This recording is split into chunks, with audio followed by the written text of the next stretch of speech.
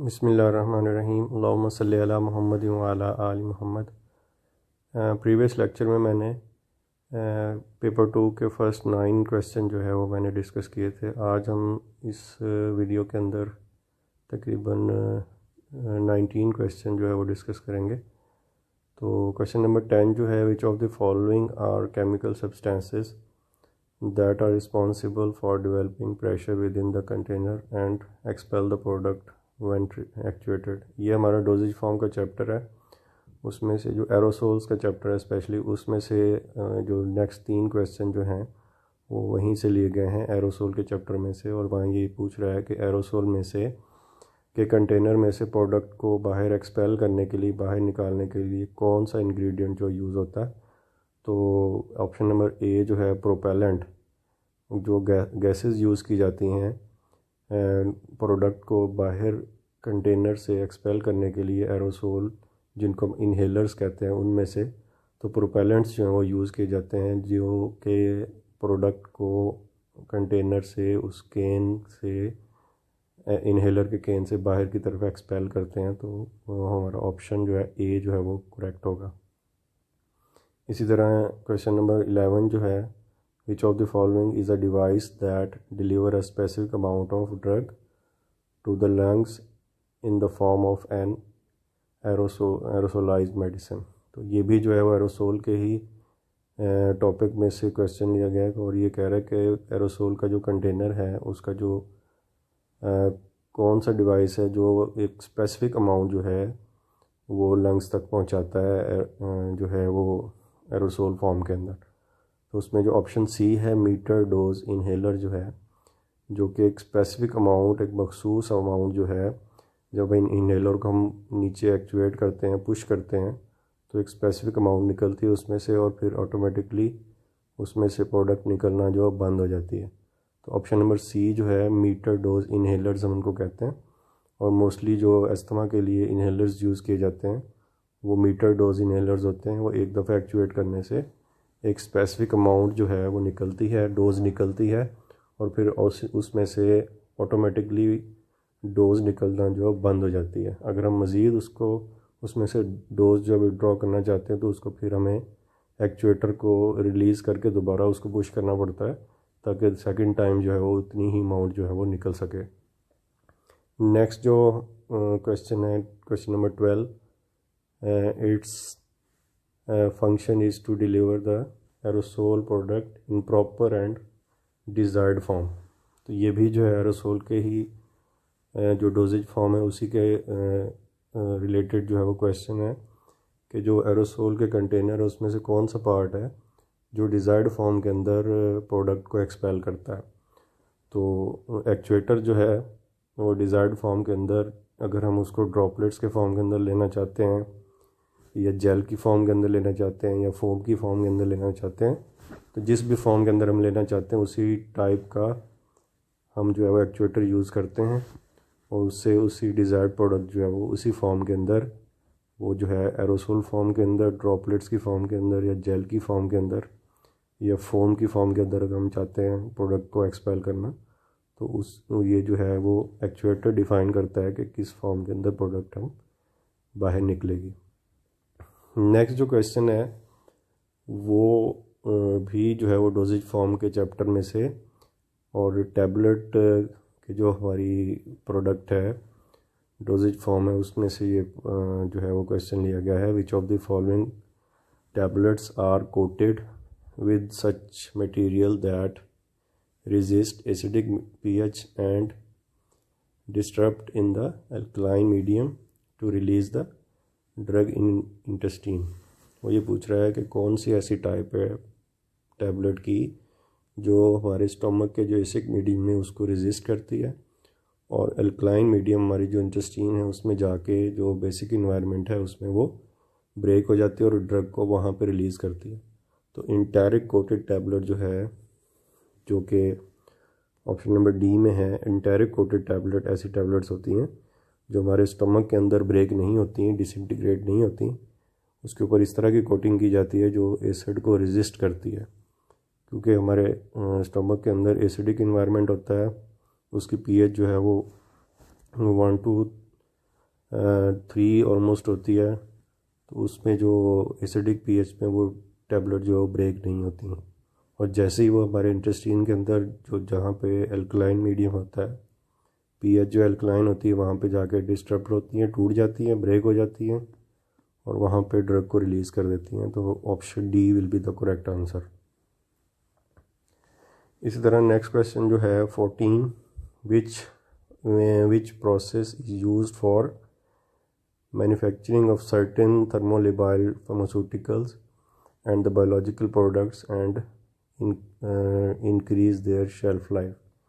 ये हमारा फार्मास्यूटिकल के प्रोसेस है, वहाँ पे जो लाइफलाइजेशन का प्रोसेस है जिसको फ्रीज ड्राइंग भी कहा जाता है, ऐसी ड्रग्स जो कि थर्मोलेबाइल हैं, हीट से सेंसिटिव होती हैं, उनको ड्राई करने के लिए और उनकी शेल्फ लाइफ को बढ़ाने के लिए लाइफलाइजेशन या फ्रीज ड्राइंग का जो प्रोसेस है वो जो है वो यूज़ किया जाता है, ताकि ड्रग को, प्रोडक्ट को, जो हीट सेंसिटिव प्रोडक्ट है उसको ड्राई किया जा सके और उसकी शेल्फ लाइफ को बढ़ाया जा सके। तो ऑप्शन सी लाइफलाइजेशन या फ्रीज ड्राइंग जो है ये वाला करेक्ट आंसर है। क्वेश्चन नंबर 15 जो है, which of the following ingredient is used for the indirect coating of the tablets. Indirect coated tablets को कोट करने के लिए एसिडिक इन्वायरमेंट से रेजिस्ट करवाने के लिए कौन सी जो है वो मटेरियल का इस्तेमाल किया जाता है। तो ऑप्शन नंबर डी, जिसमें सेलुलोज एसीटेट थैलेट जो है वो यूज़ किया जाता है, जो कि एसिडिक इन्वायरमेंट को रेजिस्ट करता है। एसिडिक का जो इन्वायरमेंट होता है वो टैबलेट के अंदर पेनिट्रेट नहीं कर सकता और टैबलेट जो है वो ब्रेक नहीं होती। लेकिन जैसे ही टैबलेट जो है वो बेसिक मीडियम एल्कलाइन मीडियम में पहुंचती है इंटेस्टाइन के अंदर, तो टैबलेट जो ब्रेक हो जाती है। विच ऑफ द नेक्स्ट जो क्वेश्चन है, which of the following capsule shell number has the largest capacity to fill the drug. तो ये हमारा डोजेज फॉर्म का जो हमारा कैप्सूल डोजेज फॉर्म है उसमें से क्वेश्चन लिया गया है, जिसमें डिफरेंट साइजेस जो हैं वो कैप्सूल्स के होते हैं। और आपने पढ़ा होगा कि ऑलमोस्ट 8 साइजेस होते हैं कैप्सूल के, 000, 000, 0, 1, 2, 3, 4, 5। तो 000 जो है वो सबसे लार्जेस्ट साइज़ होता है, उससे छोटा 00 और उससे कम जो है वो 0 साइज़ होता है। तो और उसके बाद फिर जो है वो कंजेक्टिवली कम होते चले जाते हैं और सबसे छोटा साइज़ जो है वो कैप्सूल का 5 नंबर कैप्सूल होता है। तो यहाँ पे जो ऑप्शन है 0, वो इन दिए गए ऑप्शन में सबसे बड़ा साइज़ है, जिसकी ज़्यादा कैपेसिटी होती है, ज़्यादा अमाउंट जो है वो ड्रग के हम इसके अंदर फिल कर सकते हैं। तो यहाँ पे जो ऑप्शन है इसमें जो बिगेस्ट साइज़ है वो 0 साइज़ है, जो ऑप्शन ए में मेंशन है।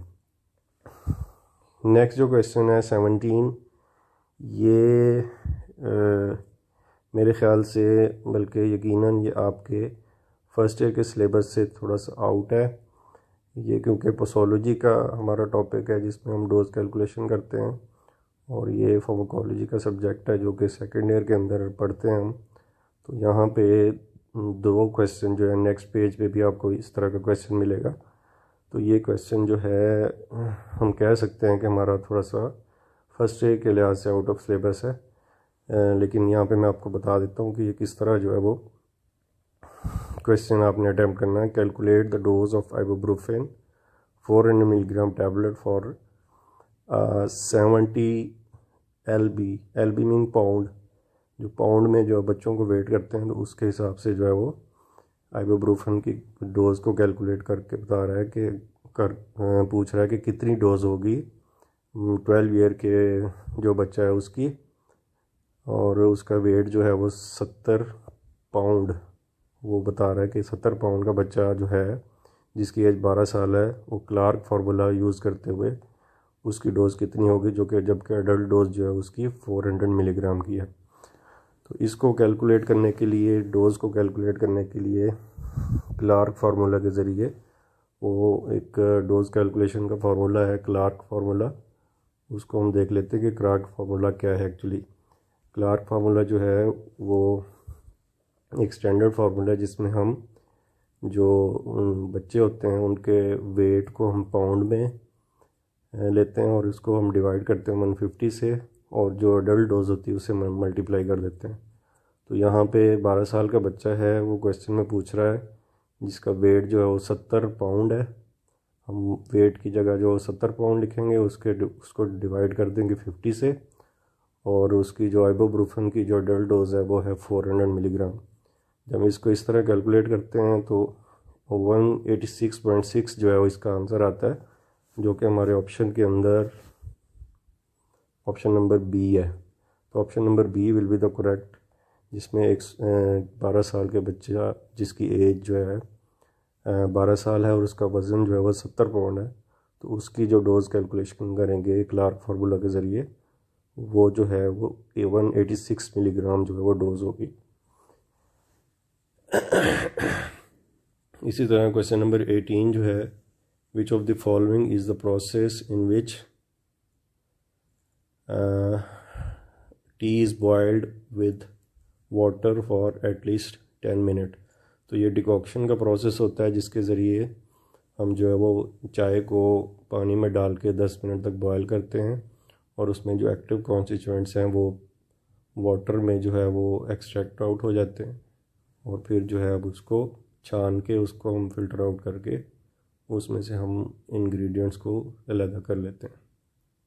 जो नेक्स्ट क्वेश्चन है, क्वेश्चन नंबर 19 जो है, which of the following is responsible for the elasticity in the soft gelatin capsule shells. तो सॉफ्ट जेलेटिन कैप्सूल जो हैं वो हम ग्लिसरीन उसके अंदर ऐड करते हैं। हार्ड जेलेटिन कैप्सूल की जो फार्मूलेशन होती है उसी में जब हम ग्लिसरीन डाल देते हैं तो वो उस शेल के अंदर इलास्टिसिटी पैदा हो जाती है, जिनके अंदर हम अपनी liquid product specially oil soluble vitamins जो हैं उनको हम फिल करके हम सॉफ्ट जेल कैप्सूल जो है वो बना लेते हैं। तो ग्लिसरीन जो है वो करेक्ट आंसर है, जिसके अंदर हम इलास्टिसिटी पैदा कर सकते हैं हार्ड जेलेटिन कैप्सूल के अंदर, और उसको हम सॉफ्ट जेल के अंदर कन्वर्ट कर सकते हैं। नेक्स्ट क्वेश्चन जो है क्वेश्चन नंबर 20 जो है, which of the following is the dosage form use to deliver medication by insertion into the body orifice other than mouth. Mouth के अलावा जितनी भी हमारी बॉडी कैविटीज़ हैं, ओरिफाइस हैं, उनके अंदर जब हम मेडिकेशन को इंसर्ट करते हैं तो वो स्पोजिटरीज होती हैं, जिनको हम रेक्टल स्पोजिटरी भी यूज़ करते हैं, विजाइनल स्पोजिटरी भी यूज़ करते हैं। इसके अलावा नेज़ल स्पोजिटरीज भी यूज़ की जाती हैं। तो ओरल कैविटी के अलावा जितनी भी कैविटीज़ हैं बॉडी की, उसके अंदर इंसर्ट करने के लिए जो डोजेज फॉर्म यूज़ की जाती है वो सपोजिटरी डोजेज फॉर्म है, जो कि इस क्वेश्चन में ऑप्शन नंबर बी के अंदर जो है वो शो हो रहा है। इसी तरह which of the following, next question जो है, which of the following part of the prescription contain instruction to patient. वो कह रहा है कि ऑप्शन प्रेस्क्रिप्शन के अंदर वो कौन सा पार्ट होता है जिसमें पेशेंट के लिए इंस्ट्रक्शंस दी जाती हैं। तो वो हमने एक क्वेश्चन पहले भी आया था इस तरह का। तो सिग्नेचरा का जो पार्ट होता है उसमें इंस्ट्रक्शन टू द पेशेंट होती हैं कि पेशेंट के लिए स्पेसिफिक इंस्ट्रक्शन होती हैं कि वो कैसे यूज़ करेगा मेडिकेशन को। नेक्स्ट क्वेश्चन जो है वो फार्माकोग्नोसी का चैप्टर नंबर 10 से लिया गया है। Which of the following is an alkaloid drug. कौन सी इसमें ऑप्शन जो ड्रग है उस पर एल्कलॉइड्स होते हैं, हम कह सकते हैं कि इंग्रेडिएंट्स जो एल्कलॉइड्स होते हैं वो तो बेलाडोना ड्रग जो है उसके अंदर जो इंग्रेडिएंट्स होते हैं, एक्टिव इंग्रेडिएंट्स होते हैं, वो एल्कलॉइड्स होते हैं। नेक्स्ट क्वेश्चन भी जो है वो डोज कैलकुलेशन के हवाले से पूछा गया है। ये भी जो है आउट ऑफ हम सिलेबस कह सकते हैं फर्स्ट ईयर के हवाले से। Calculate the dose of paracetamol 500 milligram tablet for 30 pound 4 year boy for by using Fried's rule जो है या फ्रीड फार्मूला। तो फ्रीड फार्मूला भी जो है वो डोज कैलकुलेशन स्पेशली बच्चों के लिए, छोटे बच्चों के लिए डोज कैलकुलेशन के लिए यूज़ किया जाता है। तो फ्रीड फार्मूला जो है उसके अंदर हम बच्चों की एज मंथ के अंदर उसको हम 150 से डिवाइड करके और उसको हम अडल्ट डोज से मल्टीप्लाई कर देते हैं। तो यहाँ पे जो है वो क्वेश्चन में वो कह रहा है कि 4 ईयर का जो बच्चा है उसके लिए पैरासीटामोल की क्या डोज होगी। तो 4 ईयर का मतलब है, इसको जब हम मंथ में डिवाइड करते हैं, मंथ में करते हैं तो वो 48 मंथ हो जाते हैं। उसको हम 150 से डिवाइड करके और 500 पैरासीटामोल की जो डोज है एडल्ट के लिए उससे मल्टीप्लाई करके जो आंसर आएगा हमारे पास वो 160 मिलीग्राम। तो इट मीन्स के 4 साल का बच्चा मीन्स के 48 मंथ का बच्चा जो है जिसका जो वेट है वो 30 पाउंड है, उसके लिए जो पैरासीटामोल की डोज होगी वो 160 मिलीग्राम होगी, जो कि ऑप्शन नंबर डी में आ रहा है। नेक्स्ट क्वेश्चन जो है वो 24 question, which container does not allow the air and other gases to pass through it. तो कह रहा है वो कौन सा कंटेनर है जो प्राइमरी कंटेनर्स हम यूज़ करते हैं प्रोडक्ट को फिल करने के लिए, कौन सा कंटेनर है जो एयर को और अदर जो हमारी गैसेस होती हैं उनको अलाउ नहीं करता कि उनसे अंदर से पास होके ड्रग तक या मेडिसिन तक पहुंच सके। तो इसमें दो ऑप्शन जो हैं वो ऑलमोस्ट एक ही मीनिंग्स है उनके, जिसमें option number B air tight containers, ऐसे कंटेनर जो बिल्कुल एयर टाइट होते हैं, उसमें ना तो एयर अंदर जा सकती है प्रोडक्ट के अंदर और ना ही अदर गैसेस जो हैं वो अंदर जा सकती हैं। और इसी तरह ऑप्शन डी भी जो है वो हर्मेटिकली सील्ड कंटेनर। तो हर्मेटिकली सील्ड कंटेनर हो या एयर टाइट कंटेनर हो, दोनों के एक ही मीनिंग्स हैं। तो ऑप्शन बी जो है वो भी करेक्ट हो सकता है और ऑप्शन डी भी जो है वो करेक्ट हो सकता है, लेकिन मोस्ट करेक्ट आंसर जो होगा वो ऑप्शन बी होगा, क्योंकि हर्मेटिकली सील्ड कंटेनर जो है वो हर्मेटिकली का वर्ड जो है वो गलत यूज़ किया जाता है। तो ऑप्शन नंबर बी जो है वो ज़्यादा मोस्ट करेक्ट होगा इस क्वेश्चन के अंदर। इसी तरह क्वेश्चन नंबर 25 जो है which type of the glass container is used most suitable for low volume pH sensitive parental products. तो पेरेंटल प्रोडक्ट्स बीन इंजेक्शन के अंदर स्पेशली इम्प्यूल्स को प्रिपेयर करने के लिए कौन सी टाइप जो यूज़ की जाती है ग्लास की, तो टाइप 1 जिसको बोरोसिलिकेट ग्लास कहते हैं और इसको पायरेक्स ग्लास भी कहा जाता है, वो मोस्टली यूज़ किया जाता है एम्प्यूल्स को, इंजेक्शंस को के कंटेनर को बनाने के लिए, मींस के एम्प्यूल को बनाने के लिए। तो टाइप 1 जो है वो करेक्ट आंसर है। इसी तरह क्वेश्चन नंबर 26 जो है 26, विच of the following interaction between 2 और मोर ड्रग ब्लॉक और reduce the therapeutic effect of the drug. दो या दो से ज़्यादा ड्रग्स, ऐसी ड्रग्स जो एक दूसरे के जो असर है हम उसको कहते हैं, उसको हम एक दूसरे के असर को रोकती हैं या ब्लॉक करती हैं या एक दूसरे के असर को कम कर देती हैं, तो वो कौन सी इंट्रैक्शन होगी। तो इसमें जो है वो एंटेगोनिज्म, किसी भी ड्रग के मुखालिफ जो असर करती है उसको हम एंटेगोनिस्ट कहते हैं। या ऐसी ड्रग जो दूसरी ड्रग के असर को रोकती है या रिड्यूस कर देती है उसको एंटागोनिस्ट कहा जाता है, और ऐसी इंट्रैक्शन को एंटागोनिज्म का नाम दिया जाता है। तो ऑप्शन बी जो है वो करेक्ट है यहाँ पे। एक और क्वेश्चन जो कि बिल्कुल ही आउट ऑफ हम सिलेबस कह सकते हैं, आउट ऑफ हमारा कोर्स जो है, वो एक ड्रग होती है, क्रूड ड्रग है, santonica drug is present has present santonin. इसके अंदर सेंटोनिन एक्टिव इंग्रेडिएंट होता है, जो कि सेंटोनिका ड्रग जो है वो पेट के कीड़ों के लिए एंटी हेलमेंथ के तौर पे यूज़ की जाती है। और उसके अंदर वो पूछ रहा है कि सेंटोनिन कितनी मिकदार में होता है। तो 2 से लेके 2 to 3.5% तक जो उसके अंदर सेंटोनिका के अंदर सेंटोनिन एक्टिव इंग्रेडिएंट होता है। 27 क्वेश्चन तो बिल्कुल ही जो है वो आउट ऑफ सिलेबस है। इसी तरह 28 क्वेश्चन जो आया है इसके अंदर, mistakenly given double dose of codeine phosphate is typical example of which of the following incompatibility. ये हमारा फार्मास्यूटिक्स का बिल्कुल लास्ट टॉपिक है, इनकम्पैटिबिलिटी, जिसमें 2 या 2 से ज़्यादा ड्रग एक दूसरे के साथ इंटरेक्ट करती हैं या इंग्रेडिएंट एक दूसरे के साथ इंटरेक्ट करते हैं। और 4 तरह की इनकम्पैटिबिलिटी आपने पढ़ी होगी, chemical, physical, therapeutic and drug synergy. तो यहाँ पे जो ऑप्शन करेक्ट होगा वो ड्रग साइनर्जी होगा, सिनर्जी का मतलब ये होता है कि जो ड्रग आपस में मिल के जो है एक दूसरे के असर को बढ़ा देती हैं, इंक्रीज़ कर देती हैं। तो यहाँ पे अगर हम डबल डोज दे रहे हैं किसी भी पेशेंट को कोडीन फास्फेट की, तो उससे क्या होगा, उसका असर जो है वो इंक्रीज़ हो जाएगा, डबल हो जाएगा। तो यहाँ पे ड्रग्स एनर्जी जो है वो करेक्ट आंसर होगा। यहाँ पे हम कंप्लीट करते हैं इंशाल्लाह। नेक्स्ट वीडियो के अंदर मैं आगे जो मज़ीद क्वेश्चन है उनको अब डिस्कस करेंगे। थैंक यू, अल्लाह हाफ़िज़।